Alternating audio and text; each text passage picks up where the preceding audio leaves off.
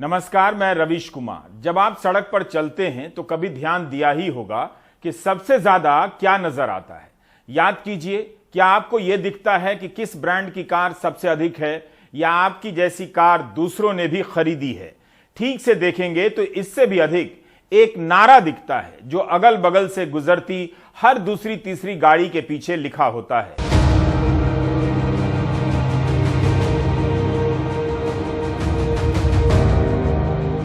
बेटी बचाओ बेटी पढ़ाओ। आप इस नारे को लिखा देखे बगैर भारत में सड़क से कोई यात्रा पूरी नहीं कर सकते। क्या ये नारे सरकार की तरफ से लिखवाए गए हैं या इन गाड़ी वालों ने अपनी तरफ से लिखवाए हैं या फिर पेंटर ही हर गाड़ी के पीछे लिखते जा रहा है बेटी बचाओ बेटी पढ़ाओ? मेरे पास इन तीनों प्रश्नों के ठोस जवाब नहीं है।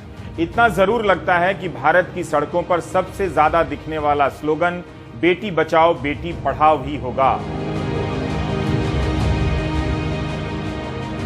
सवाल आपसे है कि इस स्लोगन को देखते हुए क्या आप बेटियों के बारे में सोचते हैं? क्या खुद को खतरे के रूप में देखते हैं जिनसे बेटियों को बचाना है, या आप देखकर भी अनदेखा करते हैं? शायद आप कुछ नहीं सोचते होंगे। मुझे आपकी यही बात सबसे अधिक पसंद है कि आप हर जगह लिखा देखते हैं बेटी बचाओ बेटी पढ़ाओ और कुछ नहीं सोचते हैं। इसका मतलब यह भी हुआ कि कुछ सूचनाओं के अति प्रचार से समाज पर खास असर नहीं पड़ता है। संसद की स्थायी समिति की रिपोर्ट के अनुसार बेटी बचाओ बेटी पढ़ाओ के तहत राज्य सरकारों को जो फंड दिए गए उसका 78.91% विज्ञापन पर ही खर्च हो गया। 5 साल में बेटी बचाओ बेटी पढ़ाओ योजना के तहत 848 करोड़ का बजट दिया गया। इसमें से केवल 156 करोड़ योजना पर खर्च हुआ है। बाकी सारा पैसा विज्ञापन पर। कायदे से इसे विज्ञापन योजना घोषित कर देनी चाहिए।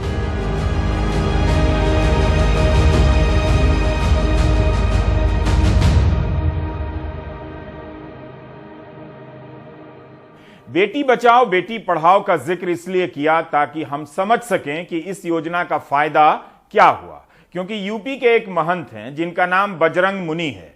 उन्होंने एक समुदाय की बेटियों का बलात्कार करने की बात कही है। बाकायदा जीप के ऊपर लाउडस्पीकर लगाकर मस्जिद के सामने गाड़ी रोककर यह बात कही है। समीर ने कुछ तस्वीरें भेजी हैं जिनसे आपको अंदाजा होगा कि महंत बजरंग मुनि के सत्ता संबंध किस तरह के हैं। महंत की राजनीतिक ठाठ भी कम नहीं दिखती है। बजरंग मुनि की इन तस्वीरों को देखकर आप भरोसा कर सकते हैं कि इंसाफ होगा, वो इंसाफ जो कभी होता नहीं मगर होने वाला होता है। खासतौर से इस तस्वीर में सीतापुर सदर विधायक और यूपी सरकार में मंत्री राकेश राठौर नफरती भाषण देने वाले बजरंग मुनि को कंधा देते हैं, जिन्हें राज्य मंत्री कंधा दे रहे हैं। क्या आपको लगता है कि पुलिस उनके खिलाफ कार्रवाई करेगी? फिर यही महंत माइक हाथ में लेकर एक समुदाय की बेटियों को ललकारते हुए सुने जा सकते हैं कि उनका बलात्कार करेंगे। महंत बजरंग मुनि दास की सारी बातें ऐसी हैं कि हमें सुनाने की इच्छा तक नहीं हो रही। वैसे ऑल्ट न्यूज के मोहम्मद जुबैर के ट्विटर हैंडल पर सुना तो पूरा सुना भी नहीं गया। यह व्यक्ति जिस भाषा का इस्तेमाल कर रहा है उसे सिर्फ वही लोग सुन सकते हैं जो ऐसे लोगों को चुपचाप फैमिली और हाउसिंग सोसाइटी के व्हाट्सएप ग्रुप में फॉरवर्ड करते हैं और सपोर्ट करते हैं। आप खुद को बेहतर समझते हैं। अगर इन बातों से आपत्ति नहीं है तो अपने घर के बच्चों को सुना सकते हैं। कम से कम पता चले कि जिन चीजों को आप अपनी चुप्पी से सपोर्ट कर रहे हैं वो क्यों आपके और आपके बच्चों के लिए जरूरी है। कानून के कारण हम नारों की आवाज नहीं सुना रहे, लेकिन एक समुदाय की बहु बेटियों के बलात्कार करने के ऐलान के वक्त इन युवाओं की प्रतिक्रिया आप पढ़ सकते हैं, देख सकते हैं। कितना गौरव है इनके चेहरे पर, हंसी है। बलात्कार के पक्ष में खड़े समाज के इस सैंपल से भारत के युवाओं का भविष्य स्वर्णिम दिख रहा है।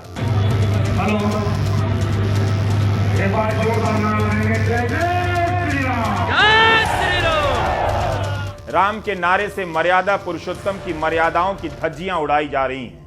नवरात्रि के दिनों में जब घरों में कन्या पूजन की तैयारियां हो रही हैं, उस समय यह महंत एक मस्जिद के सामने आकर बहु बेटियों के बलात्कार की बात कर रहा है।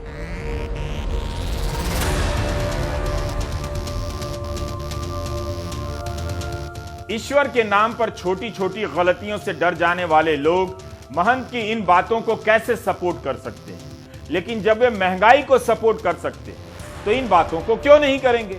इतना सवाल तो बनता ही है। कम से कम इस सवाल से लोगों को यह कहने का मौका तो मिलेगा कि वे सपोर्ट नहीं करते हैं। इन हंसते खेलते लड़कों की तरह आप अपने बेटों को बनाना चाहते हैं, आपको शुभकामनाएं। या अमेरिका भेजना चाहते हैं, आपकी समझदारी का कायल हूं, उन्हें हायर डिग्री के लिए भेज दीजिए। ऑल्ट न्यूज के मोहम्मद जुबैर ने एक और वीडियो जारी किया तो उसमें महंत की जीप पर कुछ पुलिस वाले नजर आ रहे हैं, जीप के अगल बगल में भी। साफ है महंत को भी पुलिस सुरक्षा मिली है। बजरंग मुनि दास अपनी सफाई क्या दे रहे हैं कि 80 और 20% की बात कर रहे हैं। ठीक मुख्यमंत्री योगी आदित्यनाथ वाली बात। ऐसा लग रहा है कि सफाई कम दे रहे हैं, अपनी बात को सही साबित कर रहे हैं। दूसरे समुदाय पर पत्थरबाजी की तैयारी का आरोप लगा रहे हैं। फिर प्रशासन वहां क्या कर रहा था? अगर यह तैयारी होने वाली थी या हो रही थी तो क्या यह काम महंत का था या प्रशासन का था? महंत को क्यों बलात्कार की धमकी देनी पड़ी? महंत कहते हैं उन पर 9 बार हमले हुए, लेकिन क्या प्रशासन ने उन हमलावरों को कभी गिरफ्तार नहीं किया? तो महंत बहु बेटियों के बलात्कार की धमकी क्यों दे रहे हैं?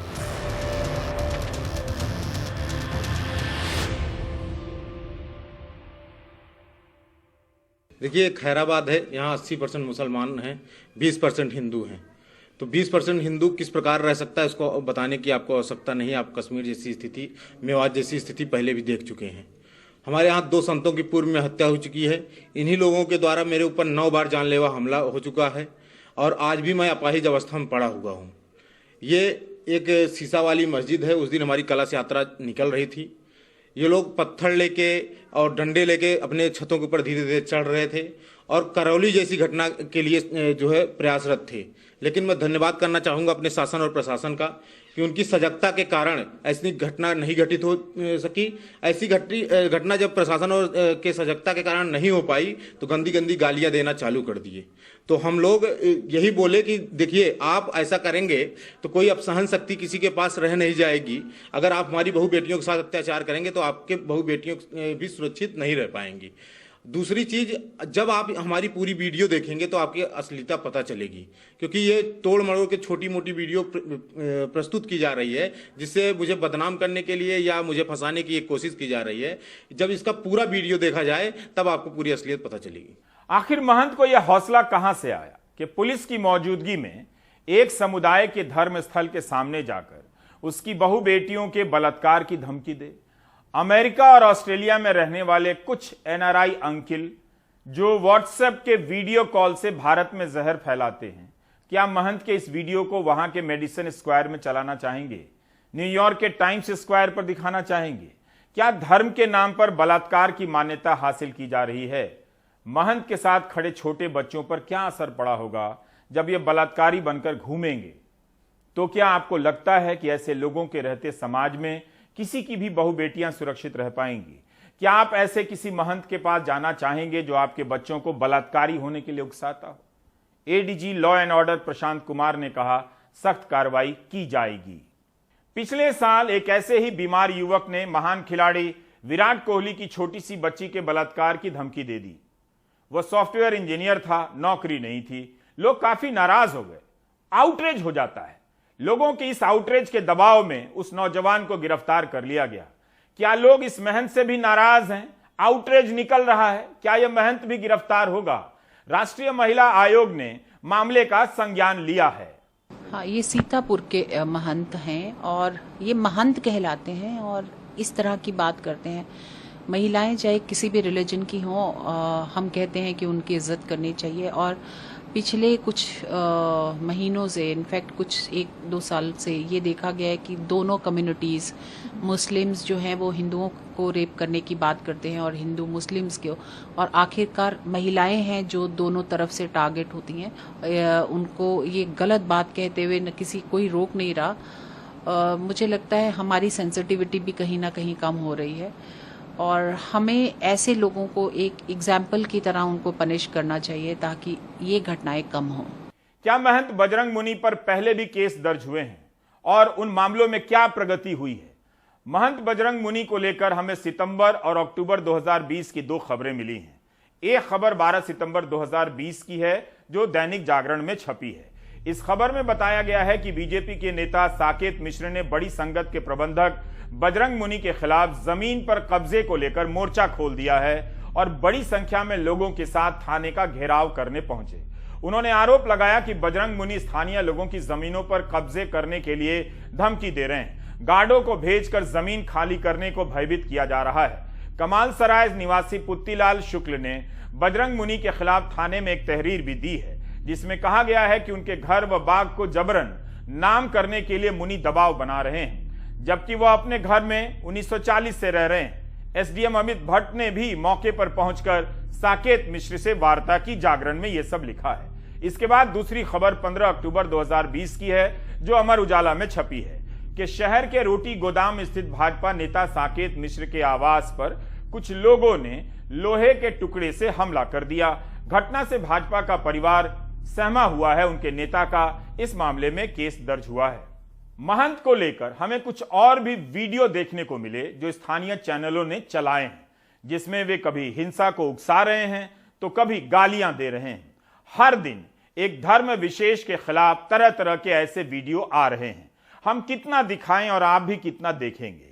कहीं झंडा लेकर किसी मस्जिद के बाहर हर दिन तमाशा हो रहा है, उकसाने की कोशिशें हो रही हैं। कहीं शपथ दिलाई जा रही है कि एक धर्म विशेष की दुकानों से सामान नहीं खरीदना है। कई लोग शपथ भी ले रहे हैं। ऐसे लोगों पर कानून कार्रवाई नहीं करता है और करे भी तो ऐसी घटनाओं पर कोई असर नहीं होता। यह सब इक्का दुक्का घटनाएं नहीं हैं। आपको भी पता है कि आपकी हाउसिंग सोसाइटी में कौन कौन लोग ऐसे मैसेज और वीडियो शेयर करते हैं और खुद तो अच्छी कारों में दफ्तर के लिए निकल जाते हैं, लेकिन गांव कस्बों के नौजवानों को इन जहरीली वीडियो की संगत में छोड़ जाते हैं, हमेशा के लिए पैदल हो जाने के लिए। क्या आपको नहीं लगता कि इस तरह के वीडियो ललकारने वाले कार्यक्रमों को बंद कर दिया जाना चाहिए? इनमें लगने वाले नारों से एक समुदाय विशेष पर किस तरह का असर पड़ता होगा, इतना तो सोचिए। मैंने अपने 50 साल के पत्रकारिता के कैरियर में बहुत उतार चढ़ाव देखे हैं, बहुत दंगे देखे हैं। भागलपुर से लेके मेरठ, मलियाना, हाशिमपुरा से लेके मुजफ्फरनगर तक बॉम्बे और गुजरात के दंगे देखे हैं। बहुत तकलीफ के हालात देखे हैं। लेकिन आज मुझे जितनी तकलीफ है और जितनी मायूसी है शायद कभी नहीं रही। उसकी वजह यह है कि पहले दंगा होता था एक इलाके में, लेकिन पूरा हिंदुस्तान उसके खिलाफ खड़ा हो जाता था, मीडिया उसके खिलाफ खड़ा हो जाता था, हिंदुस्तान के जो बुद्धिजीवी हैं वो खड़े हो जाते थे, पॉलिटिकल पार्टीज आवाज़ उठाती थी, जुडिशरी मैदान में आती थी। लेकिन आज जो सन्नाटा है, जो खामोशी है, वो ज़्यादा तकलीफ दे रही है। वो ऐसा लगता है कि जैसे पूरा हिंदुस्तान या तो डरा हुआ है या फिर वो समर्थन करता है इन लोगों का जो कहते हैं कि लड़कियों को घरों से निकाल के रेप कर दो, उन्हें मर्डर कर दो, जो निहायत जहरीली बातें दिन रात करते हैं। और आपका कोई दिन नहीं जाता, रोज सुबह उठ के आपको यही नजर आता है कि एक दिन हलाल है तो एक दिन लव जिहाद है तो एक दिन झटका है तो एक दिन हिजाब है तो एक दिन कुछ और इशू उठा लिया जाता है। कोई आपको चैन से आप नहीं रह सकते। अगर आप ये समझते हैं कि यह कुछ लोगों का काम है तो आप गलत हैं। दरअसल इस तरह की हरकत करने वाले दो तरह के लोग होते हैं। एक कुछ लोग होते हैं और बाकी चुप लोग होते हैं। कुछ लोग हरकतें करते हैं और चुप लोग समर्थन करते हैं।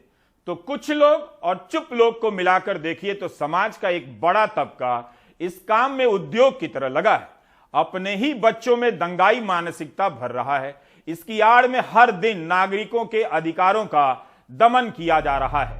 मुझे पता है कि कल से आप इस तस्वीर को देखकर हैरान हैं। मुझे यही पता नहीं कि आप हैरान क्यों हैं। हैरानी की आपाधापी में सबने लिखा है कि अर्धनग्न अवस्था में खड़े सभी 7 पत्रकार हैं और ये लोकतंत्र का चेहरा है। लोकतंत्र का चेहरा तो है, लेकिन इसमें एक ही पत्रकार है जिसका नाम कनिष्क तिवारी है। सामाजिक कार्यकर्ता आशीष सोनी, रंगकर्मी शिवनारायण कुंदेर, सुनील चौधरी राष्ट्रीय दलित अधिकार मंच के और चित्रकार उज्जवल कुंदेर हैं। इन सभी को इस अवस्था में देखकर आप उस महंत को याद कर रहे हैं जिसने एक समुदाय की बहु बेटियों का बलात्कार करने का ऐलान किया है, या इन लोगों को याद कर रहे हैं जिनके कपड़े पुलिस ने उतार दिए। मुझे निराश मत कीजिए।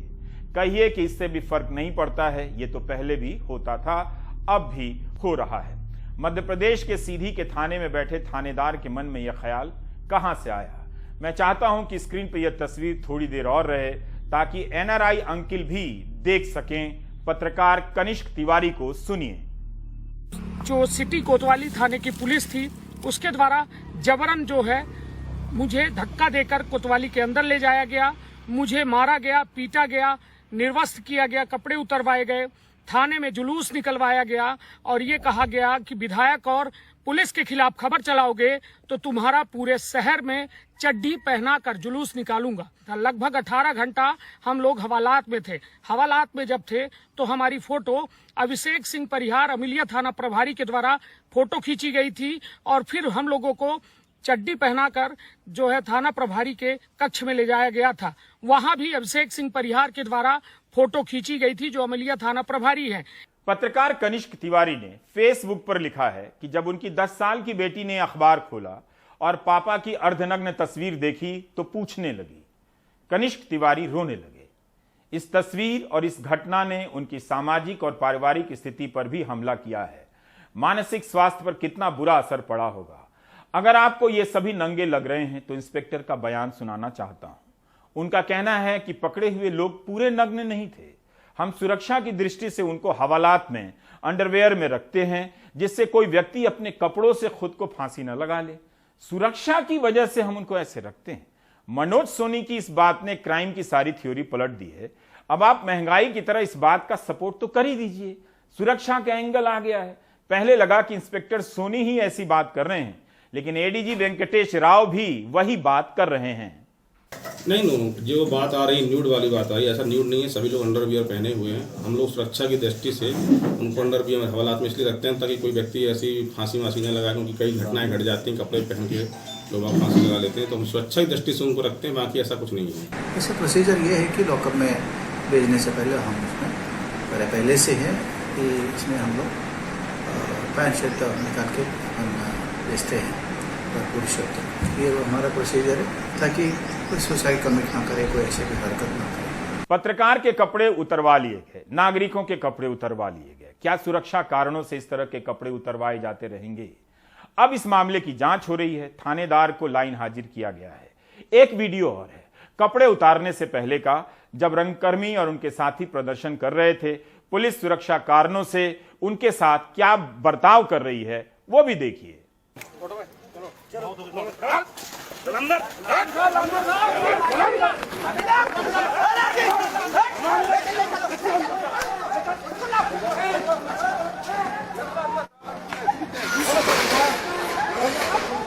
मामला यह था कि सीधी जिले के रंगकर्मी नीरज कुंदेर को गिरफ्तार किया गया। पुलिस ने आरोप लगाया कि नीरज ने फेक आईडी बनाकर बीजेपी के विधायक केदारनाथ शुक्ला और उनके बेटे गुरुदत्त के बारे में अभद्र टिप्पणियां की थी। नीरज कुंदेर इंद्रावती नाट्य संस्थान के निदेशक है। 2 अप्रैल को जब रंगकर्मियों ने जिला कोतवाली के सामने प्रदर्शन किया तब पुलिसकर्मी उन्हें पीटने लगे। 10-15 रंगकर्मी गिरफ्तार किए गए थे। नीरज कुंदेर की बात सुनिए। ये सब चीज चल ही रहा था कि कुछ देर बाद कहीं से फोन आता है और बोला जाता है कि इन सब लोगों को मार के यहाँ से भगाओ या अंदर बंद करो, XYZ जो भी। और पुलिस वालों ने मारना शुरू किया, पीटना शुरू किया। वहां से जो आंदोलन कर रहे थे साथी लोग समर्थन में मेरे, सब भागे इधर उधर। कुछ लोग वहां पर खड़े रहे और हमारे जो भी साथी गण थे उनको घसीट के वहां से थाने के अंदर ले जाया गया और वहां उन सब के साथ बेरहमी से मारपीट की गई। उसमें मनोज वर्मा कोई एक व्यक्ति है पुलिस में, वो स्पेशली, और भी कुछ लोग थे, उन्होंने खूब मारा मेरे भाई को। मेरे भाई के कान का पर्दा फट गया। लगभग 70% के आसपास कहा जा रहा है कि डैमेज है। वो कोई 3 हड्डियां होती हैं जिससे सुनाई देती हैं या नसें होती हैं, वो डैमेज हो गई हैं, ऑपरेशन करना पड़ेगा। तो मेरे भाई को मारा। तो उसके बाद कनिष्क तिवारी जो हमारे मित्र हैं उनको अलग कमरे में ले जाके बेरहमी से मारपीट की उनके साथ। और सुनील चौधरी जो दलित अधिकारों के लिए हमेशा लड़ाई लड़ते हैं और उस आंदोलन में साथ में थे, तो सुनील चौधरी को भी बेरहमी से अलग से मारा। 3 लोगों के साथ अलग से मारपीट की और सब लोगों के साथ तो शुरू में की ही थी। उसके बाद सब लोगों को नंगा करके परेड लगाई गई। पूरे थाने में सब लोग घूमे और उसके बाद टीआई साहब के कमरे में बुलाया गया और उनकी तस्वीर खींची गई और भेजा गया कहीं पर, जिसके कारण वो सारी फोटोज वायरल हुई। कमाल है कि पुलिस कपड़े उतारने का बचाव कर रही है। यह तस्वीर भी 2 अप्रैल की है। इसमें पत्रकार कनिष्क तिवारी भी हैं, बाकी 8 और लोग हैं। इन सभी पर भारतीय दंड संहिता की कई धाराओं के तहत मुकदमे दर्ज किए गए हैं। 1894 के प्रिजन एक्ट के तहत कैदियों को अधिकार है कि अगर किसी के पास कपड़े नहीं है तो राज्य की जवाबदेही बनती है कि उसे कपड़ा दे। उतारने की बात नहीं लिखी है। संयुक्त राष्ट्र का भी नियम है कि कैदियों को कम से कम कपड़े तो दिए ही जाएंगे। शायद आज के दौर में तन पर अंडरवियर ही बच जाए, यही बहुत है। वैसे पुलिस के अफसर पर कार्रवाई इसलिए हुई कि तस्वीर वायरल हुई थी, ना कि कपड़े उतारे गए।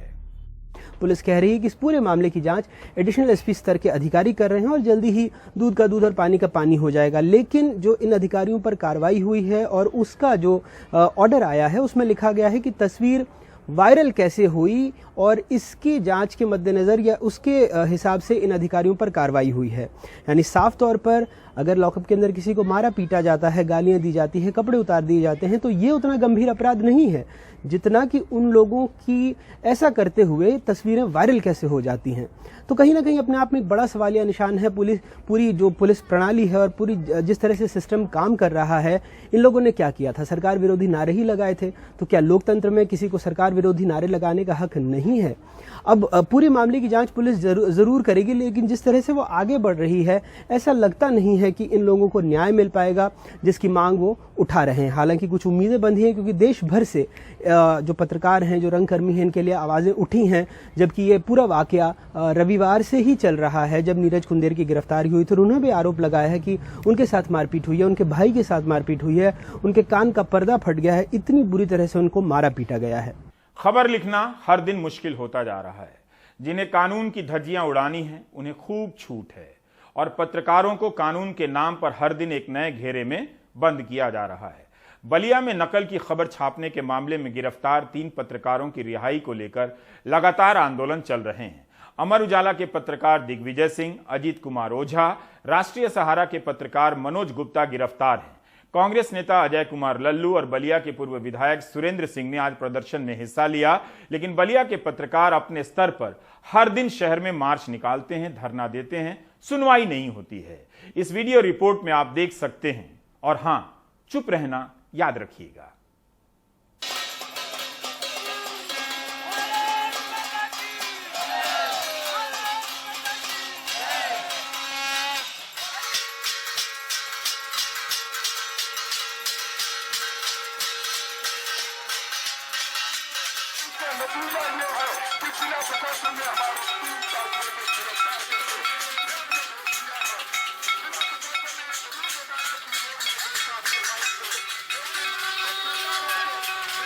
भविष्य के साथ खिलवाड़ किया और हमने वो सच छापा है। हम उम्मीद करते हैं कि जिला प्रशासन अपनी चिर निद्रा से जागेगा। जब आपको नुकसान पर हैरानी होगी कि बलिया के मीडिया के प्रयासों की वजह से जो जागरूकता फैली, उसी वजह से बलिया आज काफी ऊंचे स्थान पर नेतृत्व के मामले में है। और पत्रकारों को रिहा करो। भारतीय रिजर्व बैंक ने जीडीपी की दर का अनुमान घटा दिया है। इस साल आर्थिक सर्वे में कहा गया था कि अगर अंतर्राष्ट्रीय बाजार में कच्चे तेल की कीमत 70 से $75 प्रति बैरल के आसपास रहेगी तो भारत की जीडीपी 8 से 8.5% रह सकती है। लेकिन अब $100 के आसपास रहने से जीडीपी की दर का अनुमान घटाकर 7.2 कर दिया है भारतीय रिजर्व बैंक ने। पहले अनुमान था कि महंगाई की दर 4.5% रहेगी, लेकिन अब 5.7% रहने का अनुमान है। इसलिए संभाल कर खर्चे कीजिएगा, दवाओं के भी दाम बढ़ने लगे हैं। ये डाइजीन है और ये क्रिमाफेन है। ये दोनों ही एसिडिटी कंट्रोल के लिए या पेट की गर्मी को शांत करने के लिए दवाइयाँ यूज होती हैं। आप इस पर खास तौर पर देख सकते हैं कि 131 इस समय इसका रेट लिखा हुआ है, जिसका रफली 110 के आसपास रेट था पिछले साल तक। और इसको अगर आप देख रहे हैं तो इस पर लिखा हुआ है 232 रुपया।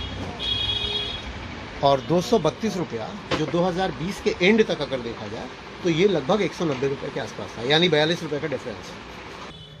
ये तो एक बानगी भर है। जब से national pharmaceutical pricing authority of India यानी NPPA ने 10% तक रेट बढ़ाने के लिए हरी झंडी दी है, तब से आवश्यक दवाओं की सूची में लगभग 800 दवाओं की कीमतों में 1 अप्रैल से 10% से लेकर 12% तक बढ़ोतरी हुई है। कुछ दवाओं के दाम तो 20% तक बढ़ गए हैं। फार्मास्यूटिकल क्षेत्र से जुड़े लोग बताते हैं कि चीन में कच्चे माल की कमी और अंतर्राष्ट्रीय बाजार में माल ढुलाई महंगे होने से दवाओं के दामों में तेजी आई है। अब इंसुलिन मेरे हाथ में है। ये इंसुलिन जो है वो पिछले महीने तक 1550 रुपए की आती थी और अब ये 1754 रुपये 50 पैसे की हो गई है। इसी तरीके से कोविड के समय जो ये दवाई है जो कि एजिथ्रोमाइसिन है, ये 115 रुपए की आती थी और अभी 120 रुपए की हो गई है। सरकार की तरफ से एक जो है वो कैप भी लगाया गया है कि अगर कोई इस तरीके का ड्रग्स है तो वो इतने रुपए का ही बिक सकता है। लेकिन गवर्नमेंट अपनी पॉलिसी लेके आती है DPCO में कि इस मेडिसिन का रेट इतने mg का नहीं बढ़ेगा। जैसे मैं आपको दवाइयाँ बताऊँ, कालपोल हो गई, क्रोसिन हो गई, ये मैक्सिमम 500 mg में आती हैं। तो गवर्नमेंट ने जो DPCO का रूल लाया, इन केवल 500 mg पे लेके आया, पर mg लेके नहीं आई। अच्छा, तो उससे क्या करा कंपनी ने, उसको बदल करके 650 mg में लॉन्च कर दिया। अच्छा, 650 में लॉन्च करके और उस नेट से निकल गए। उस नेट से वो निकल गए, तो उन्होंने रेट बढ़ा दिए। अच्छा, तो गवर्नमेंट को ऐसी पॉलिसी लानी चाहिए जो आम आदमी के फायदे के लिए आए। अच्छा, अकॉर्डिंग ये जैसे ये ऑइंटमेंट है पॉवर्टी आयोडीन, हाँ, पॉवर्टी आयोडीन पहले 5% में आती थी मैक्सिमम कंपनियों की। गवर्नमेंट इसे DPCO में लेके आई कि आप 5% पॉवर्टी ऑइंटमेंट का रेट, ये मिनिमम आप इतना, इससे आगे सेल नहीं कर सकते। और गवर्नमेंट की पॉलिसी को एक तरफ रखते हुए कंपनियों ने उसको 10% पॉवर्टी आयोडीन में लॉन्च कर दिया। अच्छा, 5% की हो जाए, 10% कर दिया। अच्छा। और उसके रेट फिर बढ़ा दिए। सरकार के लिए एक अच्छी खबर है कि 2021-22 के लिए टारगेट था 22.17 लाख करोड़ टैक्स की वसूली का, लेकिन टारगेट से ज्यादा 5 लाख करोड़ ज्यादा टैक्स की वसूली हो गई है। तो क्या सरकार अन्य सरकारों की तरह अपने नागरिकों के खाते में कुछ पैसे देगी जिससे उन्हें इस महंगाई से राहत मिले? CNG महंगी हो गई है, इस कारण टैक्सी चलाने वालों पर बहुत भार पड़ रहा है। इन्हें सरकार की तरफ से कोई राहत नहीं है, ना टैक्स में ना दाम में। टैक्सी चलाकर गुजारा करना मुश्किल होता जा रहा है। दुनिया के कई देशों में तेल के दाम बढ़े तो लोगों को समर्थन राशि मिली है। भारत में अनाज के अलावा कुछ नहीं मिला। दिल्ली के जंतर मंतर पर ओला और उबेर चलाने वालों ने आज प्रदर्शन किया। कुछ कमा रहे हैं, रोज खा रहे हैं, लेकिन समझ लो भाई साहब बच्ची नहीं रहा कुछ। बच्चों का मुंह से निकलवाना छीन रहे, क्या नाम है नेता, क्या बचाएंगे हम लोग? हमारी मांगे पूरी करो, हमारी मांगे पूरी करो। जब सो करके उठो, जब लाइन में जाओ CNG के लाइन में, तो पता लगता है कि 2 रुपया 2.5 रुपया बढ़ गई। जो सरकार निकम्मी है, सरकार से एक विनती है, आज CNG 70 रुपए, CNG 100 रुपए लीटर कर दे किलो, कोई फर्क नहीं पड़ता, किराया बढ़ा दे। महंगाई के खिलाफ ड्राइवरों का विरोध प्रदर्शन। इसमें ट्रांसपोर्टर से लेकर काली पीली टैक्सी वाले भी हैं और ओला उबर में गाड़ी चला रहे ड्राइवर भी।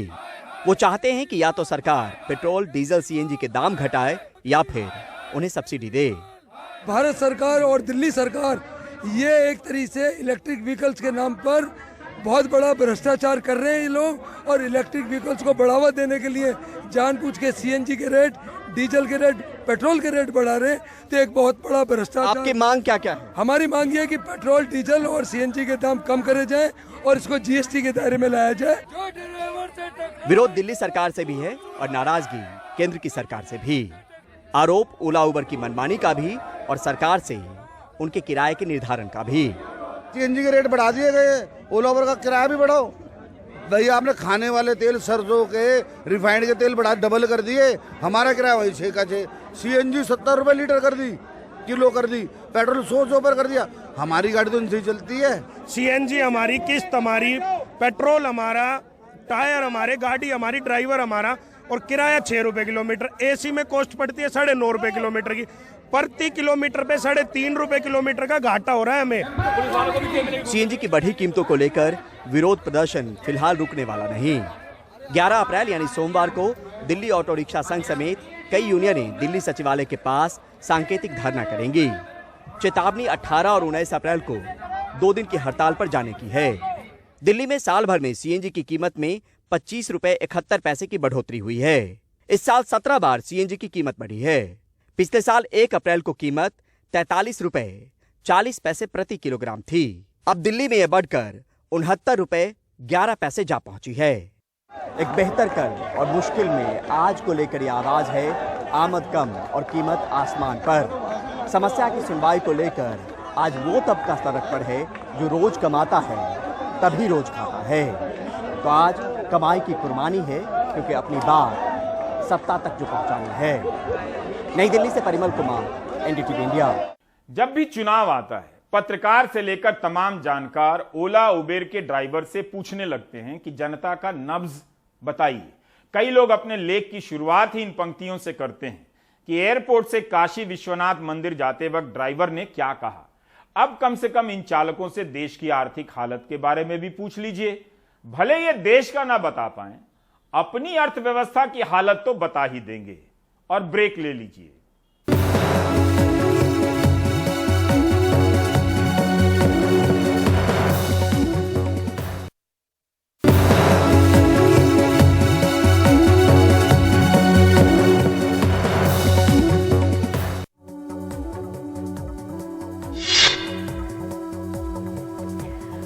कोरोना के खिलाफ जंग में एक बड़ा फैसला लेते हुए सरकार ने अब 18 साल से ऊपर सभी लोगों के लिए बूस्टर डोज की मंजूरी दे दी है।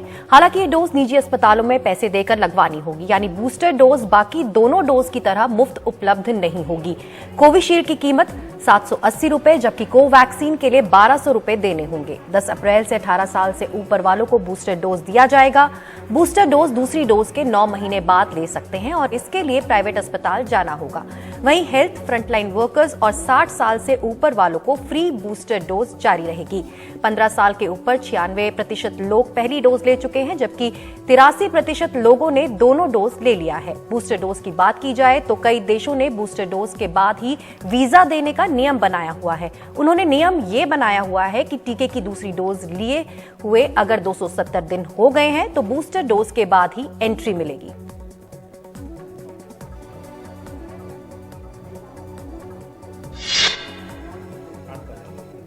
जम्मू कश्मीर के राज्यपाल रहे सत्यपाल मलिक के रिश्वत की पेशकश वाले आरोपों की अब सीबीआई जांच होगी। सत्यपाल मलिक ने आरोप लगाया था कि जब वो जम्मू कश्मीर के राज्यपाल थे तब संघ और बड़े औद्योगिक घराने की फाइलें क्लियर करने के बदले 300 करोड़ रुपए का ऑफर दिया गया था। हालांकि उन्होंने पैसे लेने से इनकार कर दिया था और डील को रद्द कर दिया गया था।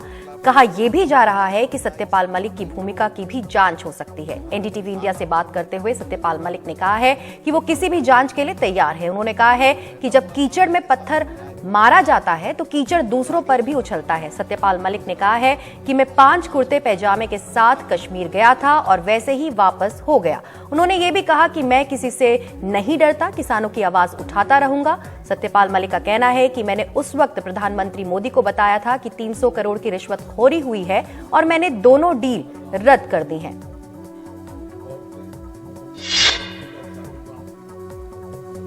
एनसीपी प्रमुख शरद पवार के घर के बाहर Maharashtra state road transport corporation के कर्मचारियों ने प्रदर्शन किया। उन्होंने शरद पवार के खिलाफ नारेबाजी की और उनकी बेटी और एनसीपी नेता सुप्रिया सुले को घेरने की कोशिश भी की। उन्होंने शरद पवार के घर की दिशा में चप्पल भी फेंके। सरकार से अपनी मांगों को लेकर पिछले 5 महीने से हड़ताल पर हैं कर्मचारी। उनकी मांग है कि उनके विभाग को राज्य सरकार के अंतर्गत लाया जाए और उन्हें राज्य सरकार के कर्मचारी का दर्जा दिया जाए। इस मामले में गुरुवार को ही हाईकोर्ट ने 22 अप्रैल तक काम पर हाजिर होने का आदेश दिया है। इस मामले पर शरद पवार ने कहा है कि वो कर्मचारियों के साथ हैं, लेकिन गलत नेतृत्व के साथ नहीं। शरद पवार ने कहा है कि वो 40 से 50 साल से कर्मचारियों के सम्मेलन में जाते रहे हैं। उन्होंने कहा कि किसी भी आंदोलन में आर पार की भूमिका सही नहीं होती। शरद पवार ने कहा है कि नेतृत्व अगर गलत हो तो उसका परिणाम क्या होता है ये आज दिखा। वहीं हंगामे करने के मामले में पुलिस ने कर्मचारियों के वकील गुणरतन सदावर्ते को हिरासत में लिया है।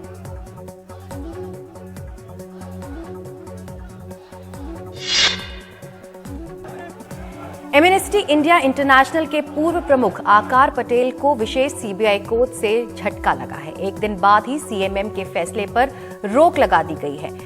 विशेष सीबीआई कोर्ट ने पटेल की विदेश यात्रा पर भी रोक लगा दी है। विशेष सीबीआई जज संतोष स्नेहीमान ने आकार पटेल को झटका देते हुए सीबीआई को राहत दी है। यानी chief metropolitan magistrate Pawan Sharma के उस आदेश पर रोक लगा दी गई है जिसमें पटेल के खिलाफ जारी सीबीआई का लुकआउट नोटिस वापस लेते हुए सीबीआई डायरेक्टर को पटेल से लिखित माफी मांगने को कहा गया था। विशेष सीबीआई कोर्ट ने पटेल के लिए कोर्ट की इजाजत के बगैर भारत की सीमा से बाहर जाने पर भी रोक लगा दी है। अगले हफ्ते मंगलवार को इस मामले पर सुनवाई जारी रहेगी। शुक्रवार को राउज एवेन्यू स्थित विशेष जज के इजलास में हुई सुनवाई के दौरान आकार के वकील ने कहा कि लुकआउट सर्कुलर यानी एलओसी जारी करने को लेकर जांच एजेंसी ने कोई कार्रवाई नहीं की है। उनके खिलाफ चार्जशीट भी बिना मंजूरी के ही दाखिल की गई थी। केंद्रीय जांच एजेंसी सीबीआई ने पटेल के खिलाफ एफआईआर यानी विदेश आर्थिक योगदान नियमन अधिनियम के उल्लंघन के एक मामले में लुकआउट सर्कुलर जारी किया था। हालांकि सीबीआई का कहना था कि वो उन्हें गिरफ्तार नहीं करना चाहती, वो तो बस सिर्फ उन्हें देश से बाहर जाने से रोकना चाहती है। रिजर्व बैंक ऑफ इंडिया ने 2022 से 2023 के लिए महंगाई के अनुमान को बढ़ा दिया है। खुदरा महंगाई दर 5.7% रहने का अनुमान है। पिछले साल महंगाई दर का अनुमान 4.5% था। खुदरा महंगाई दर 8 महीने के उच्चतम स्तर पर है। रूस यूक्रेन युद्ध के चलते महंगाई की मार गहरा सकती है। पिछले सिर्फ 17 दिनों में पेट्रोल डीजल 10 रुपए महंगा हो चुका है। सीएनजी के दाम भी लगातार बढ़ रहे हैं। हालत यह है कि टैक्सी ऑटो वालों को परेशानियों का सामना करना पड़ रहा है और वो सरकार से सब्सिडी की मांग कर रहे हैं। ईंधन के दाम बढ़ने से ट्रांसपोर्टेशन भी महंगा हुआ है। रिजर्व बैंक ने महंगाई का अनुमान तो बढ़ाया है, वहीं साथ ही जीडीपी ग्रोथ का अनुमान घटाकर 7.2% कर दिया है। रिजर्व बैंक ने रेपो रेट में लगातार 11वीं बार कोई बदलाव नहीं किया है। Reserve bank governor Shaktikanta Das ने कहा है कि अर्थव्यवस्था के संरक्षण के लिए रिजर्व बैंक सभी उपलब्ध साधनों का इस्तेमाल करेगा।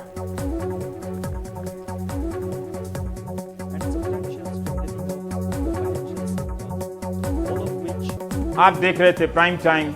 नमस्कार।